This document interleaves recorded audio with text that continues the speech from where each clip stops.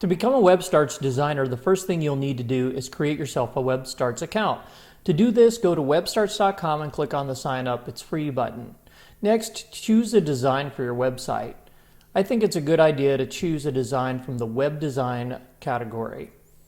I'm going to choose this design to get started.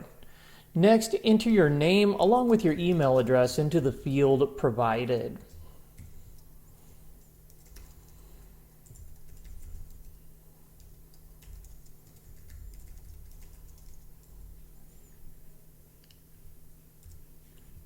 Choose a password for your website, or choose a password for your account, and verify that you're a human.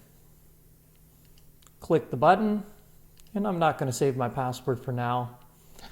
And in this portion, you'll choose a web address for your website. You can create a free account by using a free web address. That will be something like designerplatformdemo.webstarts.com, or you can use your very own domain name. Just note that to use your domain name, you'll have to upgrade to one of our paid plans. When you're ready, click Continue, and then you'll be put onto the account dashboard. The first thing you see when you enter the dashboard is a video that pops up that walks you through the important functions of WebStarts. Be sure to watch this video to understand the basics of how WebStarts works and where to find things.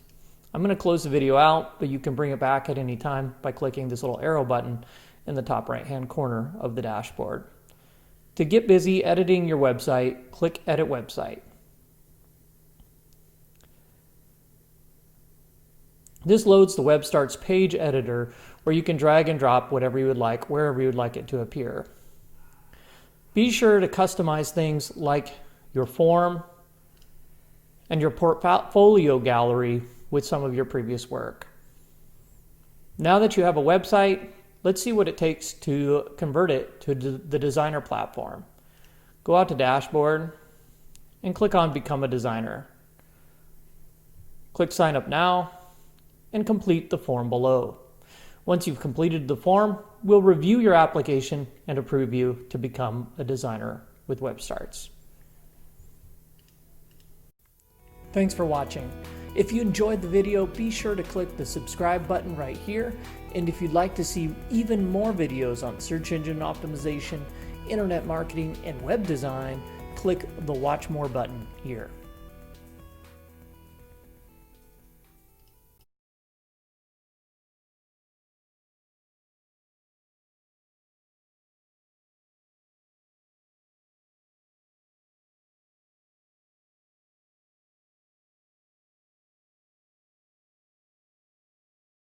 As a web designer, I'm going to want my own website, and I want my own website to look pretty good because I want people to see my skills. There's also a few things that I'd like to accomplish with my website. For example, generate me leads so I have people to follow up on and convert into my paying customers. So in this little segment of our video series, I'll be walking you through what you need to know to kind of lay out your web designer site. So from the account dashboard, I'm going to click on Edit Website, and that's going to put me in the WebStarts page editor. Here you can see I've got this design that was designed for photography, but I'm going to change it to web design, and I'm just going to call it Adams Web Design. And obviously you'll choose your own business name and you'll type that in there, but I'm just going to put that up there as kind of a placeholder for now. Just to get us started.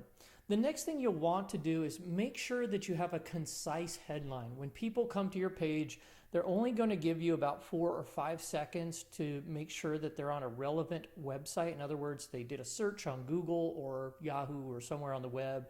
They likely clicked on your site or a link to your site, and now they want to make sure that this site is what they're looking for. So in this case, we're going to change this headline to say, I'm just going to say Tampa, Florida web design because I really want to target my local geographic region. And as we get into the video series, you're going to really find out that it's key to be the web designer for your local area. That's really what we want you to become because a lot of people will do business with you just because you're local. Here I'm going to shore this up a little bit. Then you can add something here, but I'm just going to delete this little line of text.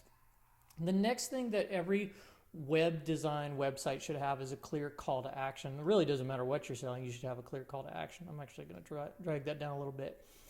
And the call to action on this page is this button right here. So I'm going to change the text of that button. And the way that I'm going to do this is I'm going to offer something in exchange for my site visitors' contact information.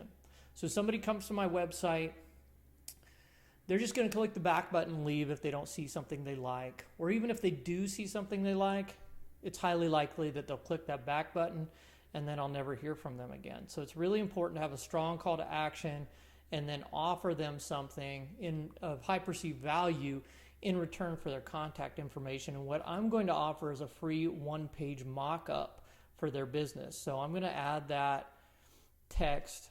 I'm going to add this paragraph large text here. Change the color to white.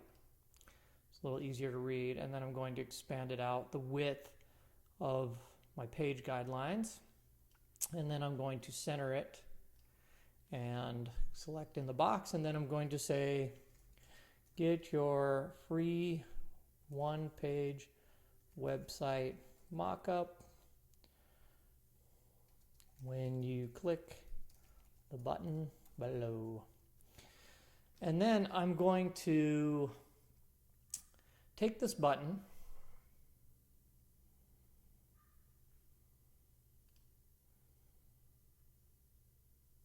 Actually, what I'm going to do here is I'm going to add a form to the page. So click on this, unlock my form, blah, blah, blah. Can't unlock it. I'm going to stop it.